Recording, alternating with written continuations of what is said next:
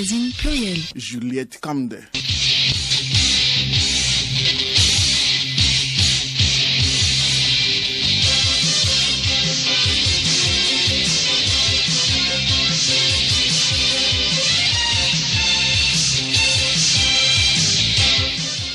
Bonjour, bienvenue dans le journal magazine pluriel de ce samedi 10 décembre.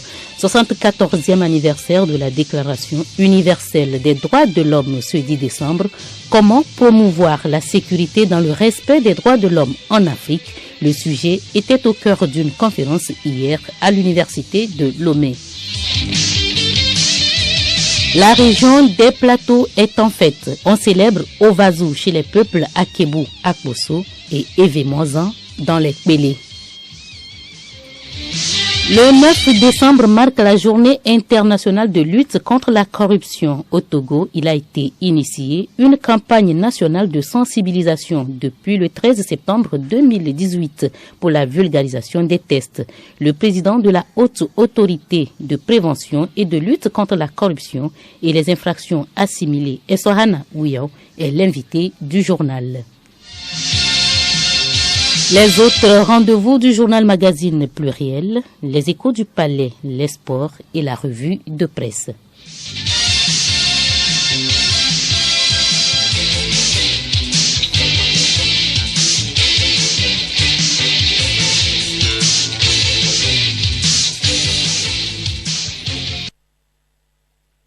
Le riz, aliment de base chez les populations Kpélé, est célébré ce samedi dans la préfecture Kpélé Akata. C'est en présence de la présidente de l'Assemblée nationale, Yawa Digbori Tchegan, native du milieu, de Madame le Premier ministre Victoire Tomega Dogbe, des membres du gouvernement et des députés à l'Assemblée nationale. Nous retrouvons Geneviève Pognon sur les lieux. C'est dans cette ambiance entretenue par les groupes folkloriques que les peuples Kpélé Akata, habillés en uniforme, pagne et t-shirt à l'effigie de Evemosan, leur fête traditionnelle, ont répondu massivement à cette célébration. Accompagnés de leurs chefs cantons et villages, ces populations, à travers cette mobilisation, réaffirment l'attachement de leur identité culturelle. Une célébration qui marque donc une nouvelle année chez les peuples Kpélé Akata. Plusieurs manifestations sont à l'ordre du jour, entre autres l'exhibition rituelle de la culture du riz, la prestation des différents groupes folkloriques et la remise des prix aux meilleurs groupements de producteurs du riz. De Kpélé Goudévé, Geneviève Pognon pour Radio Lomé. D'est en ouest ou d'ouest en est, on célèbre également Ovazu chez les peuples Akebu et Akbosso. Il s'agit de la 41e édition de cette fête traditionnelle. Pour ces deux peuples, il est question de remercier les mânes des ancêtres pour la bonne moisson cette année. Pacom Johnson, bonjour. Oui, bonjour Juliette. Bien, nous sommes à Kouniowu, dans l'Akebu, une ville située à quelques kilomètres à l'ouest de la ville d'Atakwame, où deux peuples voisins, Akbosso et Akebu, ayant presque la même culture, se sont mis ensemble pour célébrer le Foudio, leur fête traditionnelle Ovazu. Ils rendent grâce aux dieux et aux mânes des ancêtres pour la bonne moisson de cette année. Il va sans dire que c'est aussi une fête de retrouvailles pour des fils et filles de ces deux peuples. Pour la circonstance, les groupes folkloriques ont été mobilisés pour agrémenter la cérémonie apothéose de cette fête. Dans les rangs de la foule rassemblée pour la circonstance, des autorités politiques, administratives, traditionnelles et civiles, avec la présence de plusieurs ministres, notamment Christian Trimoa, ministre des droits de l'homme, porte-parole du gouvernement, représentant personnel du chef de l'État. Dans son allocution de bienvenue, le chef canton de Kouniowu a insisté sur le thème de cette édition, la diversité culturelle, facteur de développement économique, de paix et de cohésion sociale. On note aussi la présence effective des natifs du milieu venus de Lomé et de l'étranger, notamment du Ghana voisin. Ici, les festivités se poursuivent avec le reste du programme. Rappelons qu'à la fin de la cérémonie sera dégusté les mets à base du fonio. Juliette, nous y reviendrons peut-être beaucoup plus en détail. Pour le moment, nous vous laissons savourer un peu plus l'ambiance qui règne ici. Paco Johnson de Kouniaou pour Radio Lomé. Pas comme on ne peut s'offrir des moments de réjouissance que si on se sent dans un climat de sécurité. Comment donc concilier droits de l'homme et sécurité en Afrique? À la veille du 74e anniversaire de la Déclaration universelle des droits de l'homme, l'Université de Lomé a organisé 2 journées de réflexion sur cette problématique. Odette Pira. Le contexte sécuritaire des années 1940 et 1950 a véritablement évolué. L'Afrique particulièrement fait face à une insécurité grandissante.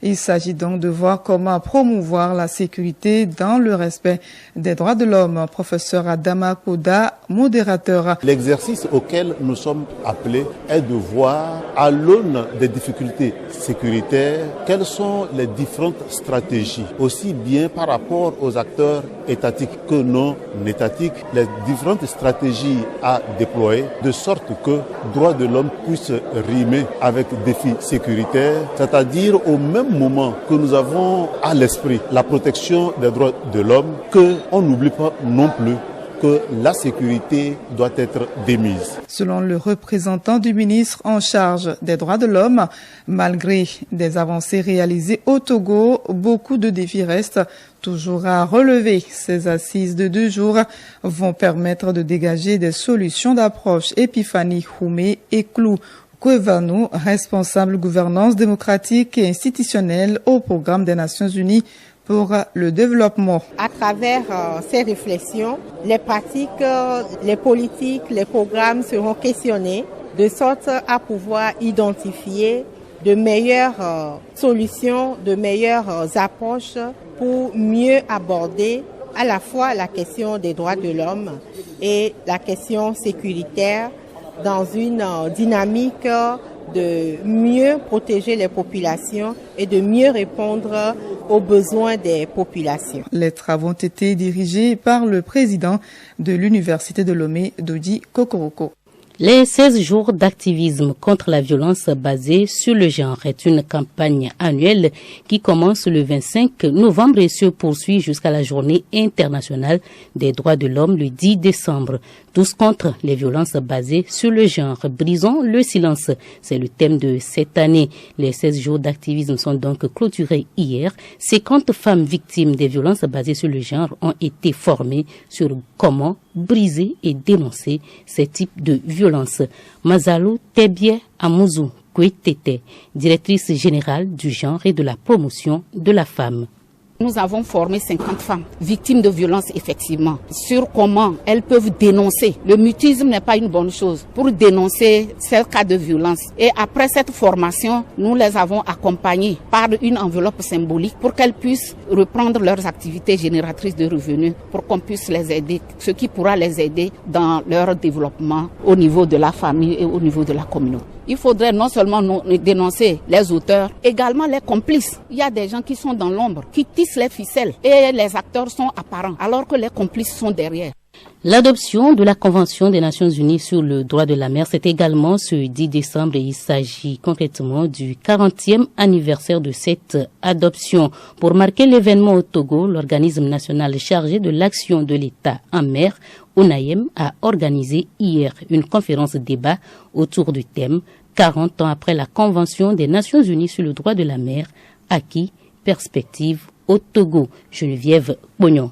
Il s'agit pour les acteurs dans la mise en œuvre des dispositions de la Convention des Nations Unies sur le droit de la mer de mettre en lumière leurs contributions et d'identifier les opportunités de la Convention dont le Togo pourrait bénéficier. C'est en 1985 que le Togo a ratifié cette Convention. Beaucoup d'avancées ont été enregistrées. Professeur Alain Piquemal, conseiller d'État, principauté de Monaco. Pour assurer véritablement une gestion intégrée du milieu marin, il convient véritablement d'avoir une action institutionnelle qui permette précisément d'assurer les nécessaires arbitrages entre les différents ministères. Il est évident que de nombreux ministères ont des compétences maritimes, les ministères chargés de l'économie maritime, du transport maritime, de la pêche, de la protection de l'environnement marin. Donc il y a une nécessaire coordination à assurer. Malgré ces acquis, des défis restent à relever. Entre autres, la pêche illicite,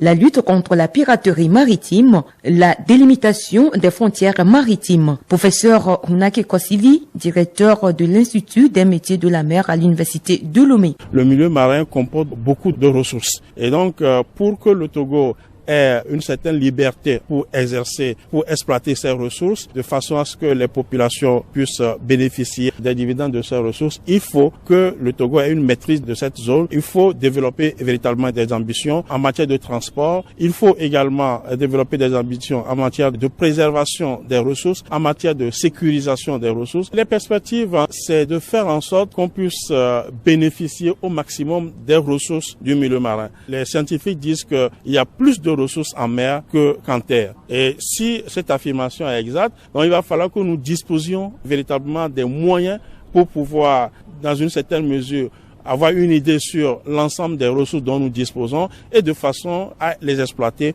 pour que les populations puissent en bénéficier. La Convention des Nations Unies sur le droit de la mer, adoptée en 1982, est un instrument juridique fondamental qui régit les relations entre les pays sur les questions relatives aux océans. À ce jour, 168 États sont partis, dont le Togo. Économie à présent, la 17e foire internationale de Lomé prend fin dans une semaine. À la 10e journée des expositions hier, le port autonome de Lomé a animé une conférence axée sur la digitalisation des opérations portuaires, un défi majeur pour l'économie togolaise. Nous devons partir de cette salle avec une idée positive des activités du port de Lomé, a déclaré la directrice commerciale Adam Lété à Kou-Lété. Elle a expliqué que le port autonome de Lomé est actuellement classé 96e mondial et vient de gagner 2 prix d'excellence en Angola. Pour la communicatrice Madame Faouye, la digitalisation offre des opportunités aux clients du port et de payer leurs factures en ligne. Cette procédure enclenchée depuis 2014 par la dématérialisation des opérations portuaires permet au port autonome de Lomé de tenir son premier rang de port en eau profonde en Afrique de l'Ouest. Madame Faouye.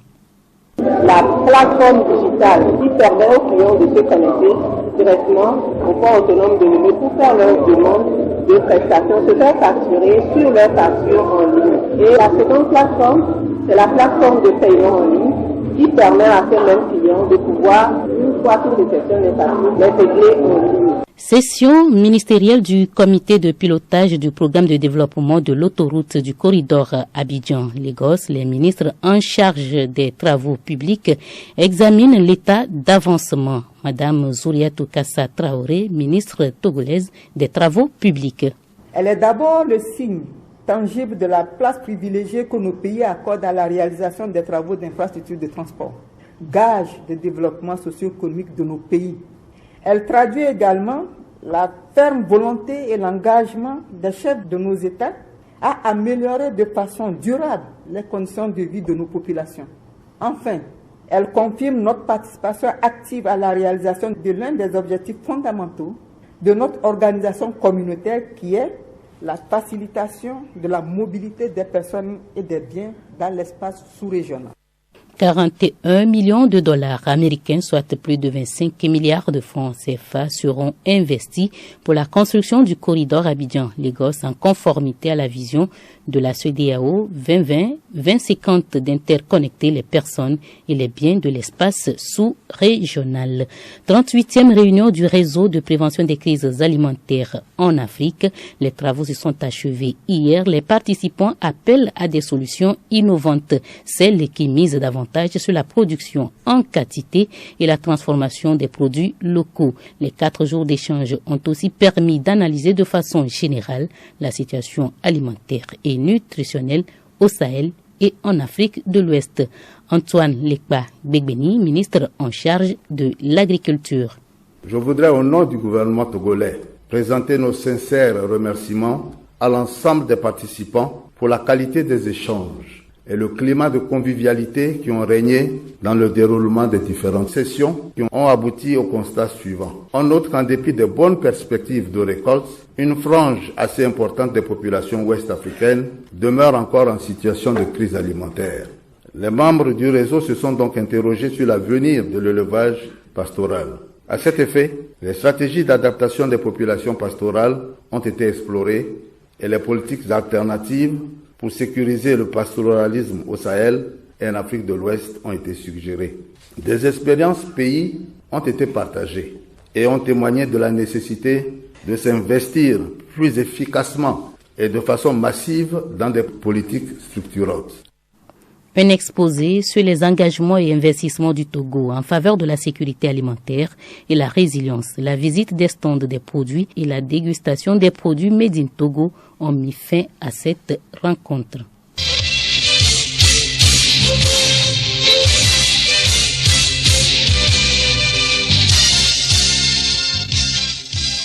L'actualité internationale, l'Angola a pris hier la présidence tournante de l'UACP, l'Organisation des États d'Afrique, des Caraïbes et du Pacifique, un poste qu'il occupera pendant les 3 prochaines années avec de nombreux défis. C'était donc au terme du premier sommet des chefs d'État et de gouvernement à Luanda.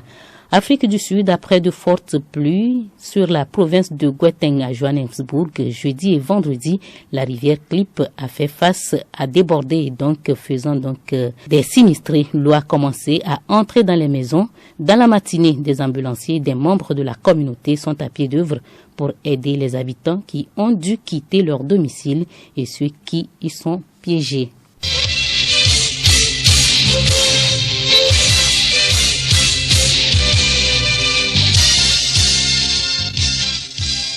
La communauté internationale a célébré hier la journée de lutte contre la corruption. Au Togo, plusieurs activités ont marqué cette célébration. Comment se manifeste la corruption? Quels sont les dossiers de corruption déjà enregistrés? Nous allons le découvrir. C'est avec Essohana Ouya, le président de la Haute Autorité de prévention et de lutte contre la corruption et les infractions assimilées à Plusia. Il est l'invité du journal. Il répond aux questions de Yao Kamake. Monsieur le Président, bonjour. Bonjour, monsieur le journaliste. Dites-nous, en votre qualité de président de Aplusia, comment se pratique la corruption dans notre pays, le Togo? Les actes de corruption ont été identifiés par la communauté internationale. C'est consigné dans la Convention des Nations Unies contre la corruption, la Convention de l'Union africaine sur la prévention et la lutte contre la corruption et dans le protocole de la CEDEAO sur la lutte contre la corruption. Donc, ce qu'on appelle corruption, ce sont les actes ci-après. Le premier, je veux dire, le détournement des deniers publics. Le second, le détournement de biens publics. Le trafic d'influence. L'enrichissement illicite. L'abus de fonction. La prise illégale d'intérêt. L'entrave au bon fonctionnement de la justice, etc. Voilà, les actes ont été repris par notre nouveau code pénal qui a été promulgué le 24 novembre 2015. Depuis l'installation de votre institution que vous présidez, que fait Aplusia pour lutter contre ces faits cités? Oui, Aplusia a reçu 2 missions principales. La première, c'est la prévention, au moyen de la communication, au moyen de la sensibilisation, au moyen de l'éducation, au moyen de la vulgarisation des tests.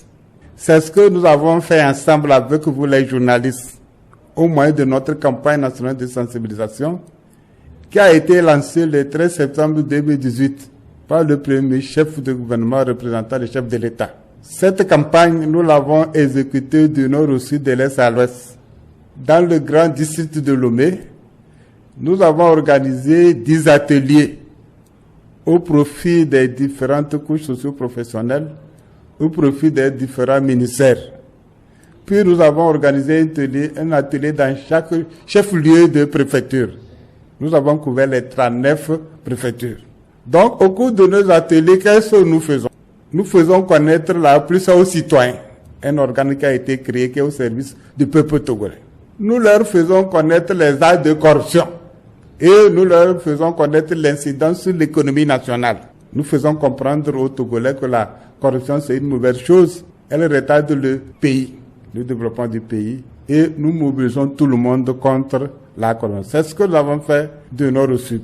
Au cours de cette campagne aussi, nous distribuons les tests sur la lutte contre la corruption. Nous distribuons la loi qui crée la haute autorité. Nous distribuons un extrait du code pénal sur les infractions économiques et financières. Nous distribuons aussi les conventions internationales sur la lutte contre la corruption. Nous présentons même un extrait du code pénal qui prévoit et réprime les actes de corruption. Nous distribuons de la littérature pour faire connaître, pour mobiliser les citoyens. C'est ce que nous avons fait au titre de la prévention. Nous avons aussi proposé la loi portant déclaration de biens et avoirs. C'est une mesure forte de prévention de la corruption. Nous avons proposé, le gouvernement a adopté, ça a été promulgué par l'Assemblée nationale. On est en train de finir les modalités pratiques pour que cela puisse entrer en vigueur. C'est l'initiative de la APRUSA. Monsieur le Président, vous pensez que APRUSA a fait un bon travail puisque une opinion estime que APRUSA traîne les pas? APRUSA ne traîne pas les pas. Vous voyez, la corruption c'est une maladie pérenne. Elle existe depuis la création du monde, depuis le jardin d'Éden. Elle nous accompagne. Donc, selon l'esprit du gouvernement, notre démarche, nous avons commencé par la pédagogie. Il faut éduquer la population d'abord. C'est l'éducation que nous sommes en train de faire. Après la campagne là, l'année prochaine, nous allons élaborer les modules d'enseignement qu'on va introduire depuis la maternelle jusqu'à l'université, afin de former nos enfants au respect de la chose publique, dans les principes d'intégrité, de responsabilité, de transparence. Nous sommes en train de former une population qui va lutter contre la corruption. Voilà. Et je pense que la phase de répression viendra. Parallèlement à la phase de prévention, nous ne fermons pas les yeux sur les actes de corruption. Nous étudions, nous analysons vos dénonciations, nous les documentons et nous transmettons les affaires à la justice, qui doit aussi jouer sa partition. À ce jour, nous avons envoyé les grandes affaires qui intéressent tous les Togolais, comme la route de Lomé-Vaugan. Nous avons envoyé cette affaire à la justice. Cannes 2013, nous l'avons envoyé à la justice et à affaire de détournement de fonds publics à la direction des transports routiers, nous l'avons aussi envoyé à la justice. Donc voilà, nous ne dormons sur rien. C'est le côté là qui intéresse les Togolais. Nous ne dormons pas. Mais je dis que bon, je ne suis pas dans l'esprit des décideurs, mais ce que j'ai compris, on est en train d'observer une phase de sensibilisation, de pédagogie. Je pense que dans les années qui vont suivre, nous pourrons passer à une étape supérieure. Monsieur le Président, voilà que nos auditeurs ont une idée des pas que vous franchissez. Vous l'avez dit, la corruption, c'est l'abus de pouvoir. Qu'est-ce que ça dit? Oui, la corruption, c'est l'abus d'un pouvoir reçu pour un enrichissement illicite. Parce que moi, je suis magistrat. Il y a beaucoup de pouvoir. Je décide de la liberté et des biens du patrimoine des citoyens. Si j'attrape un trafiquant de drogue qui doit passer 10 ans en prison, 20 ans en prison, il voudra bien acheter sa liberté. Moi, je peux négocier, je lui vends mon pouvoir, il me donne de l'argent, je deviens riche. Donc, j'ai abusé de mon pouvoir. Au lieu de punir les trafiquants, j'abuse pour m'enrichir. C'est un abus de pouvoir. Donc, quand on dit corruption, ça concerne ceux qui ont le pouvoir. On vous a donné un pouvoir, vous êtes un élu local, vous êtes même le président de la République, vous êtes un ministre, vous avez reçu un pouvoir par délégation. Dans le secteur, vous êtes gérant d'une société, on vous a donné le pouvoir pour gérer. Vous pouvez aussi vous en abuser pour vous enrichir. Donc il y a la corruption aussi bien dans le secteur public que dans le secteur privé. Chaque fois que quelqu'un profite de sa position d'un poste pour s'enrichir, c'est ça la corruption. Monsieur le Président, ce sera la dernière question. Votre mot à l'endroit des victimes de corruption au Togo. Oui, les victimes de corruption, ils doivent comprendre que nous sommes là pour eux. La haute autorité de prévention de lutte contre la corruption et les infractions assimilées est pour eux. Nous sommes là pour protéger l'économie nationale, nous sommes là pour protéger les deniers publics, nous sommes là aussi pour protéger les victimes de corruption. Parce que les victimes ont souvent peur d'aller à la police, à la gendarmerie, pour se plaindre contre leur chef, par exemple. Nous, on nous a établis pour recevoir les plaintes et les protéger contre d'éventuelles menaces ou représailles. Donc, ils n'ont qu'à faire confiance à nous, qu'ils viennent. Nous allons recevoir leurs plaintes, nous allons les documenter, nous allons envoyer la justice pour que les auteurs puissent être condamnés à réparer les préjudices que les victimes subissent. Monsieur le Président, merci. Merci beaucoup.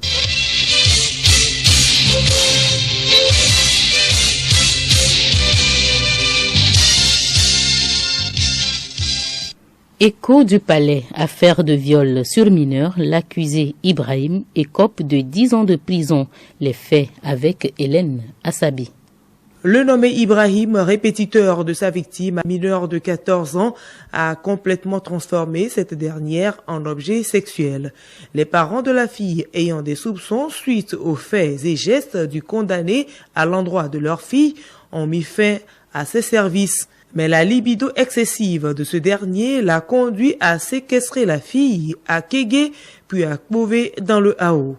La victime était sexuellement abusée par son bourreau pendant que ses proches et la police étaient à sa recherche.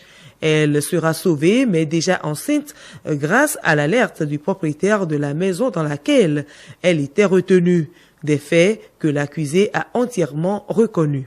Après 6 ans passés en attente de jugement, Ibrahim est finalement condamné par la cour d'assises de Lomé à 10 ans de réclusion criminelle pour infraction sexuelle sur mineurs, enlèvement de mineurs et pédophilie selon les articles 378 et 393 du Code de l'enfant.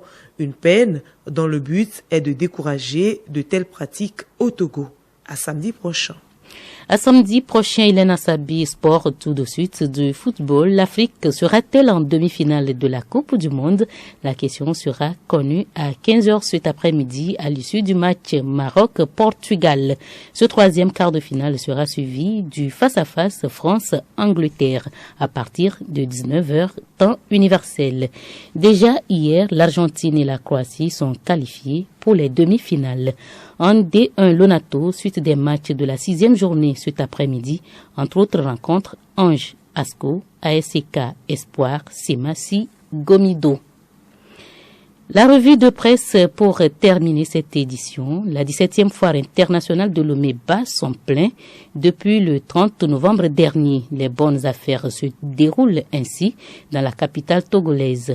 La capitale de la sécurité alimentaire également, de la sécurité également des jeunes filles. L'Assemblée nationale a renforcé l'arsenal juridique sur les violences faites aux élèves et apprentis. Ce sont là quelques sujets à la une des parutions de la semaine.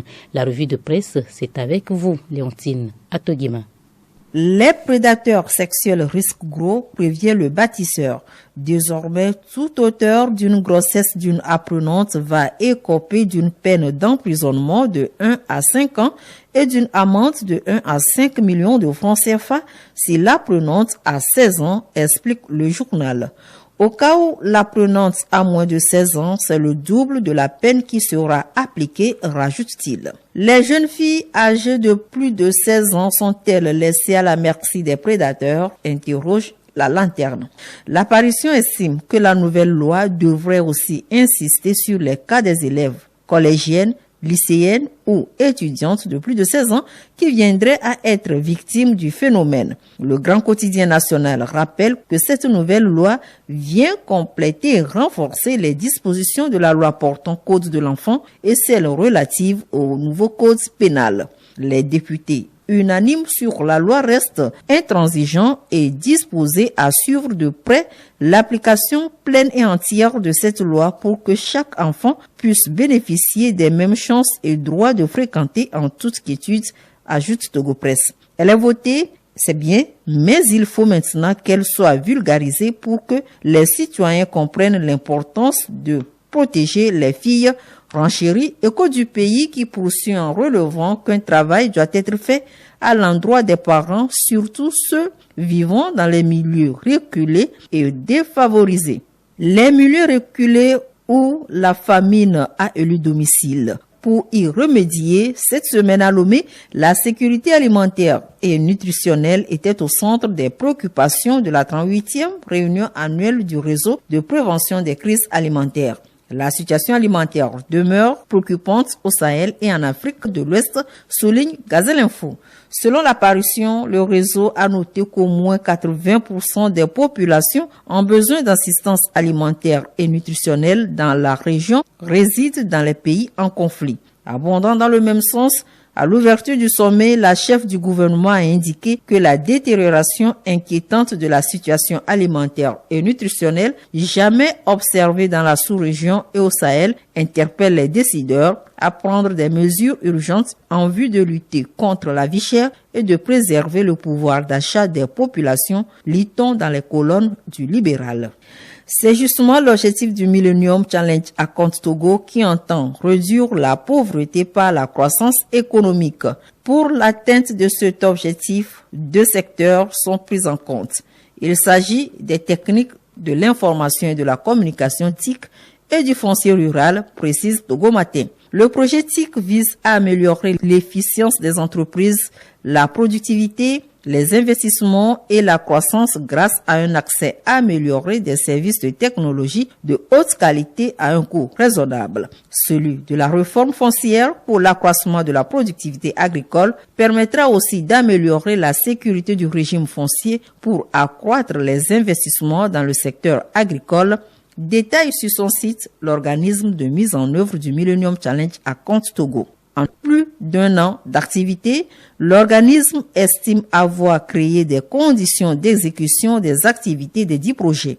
Il rassure en concluant que ces projets vont participer à l'opérationnalisation des réformes de la feuille de route gouvernementale 2025. Pour finir, le centre des expositions et foires CETEF est en effervescence depuis le 30 novembre dernier. La raison, la foire internationale de Lomé, la 17e édition, est de retour après 2 ans d'absence en raison de la pandémie de Covid-19. 400 000 visiteurs sont attendus à ce grand rendez-vous d'affaires et de partenariat gagnant-gagnant, relate Écho du pays.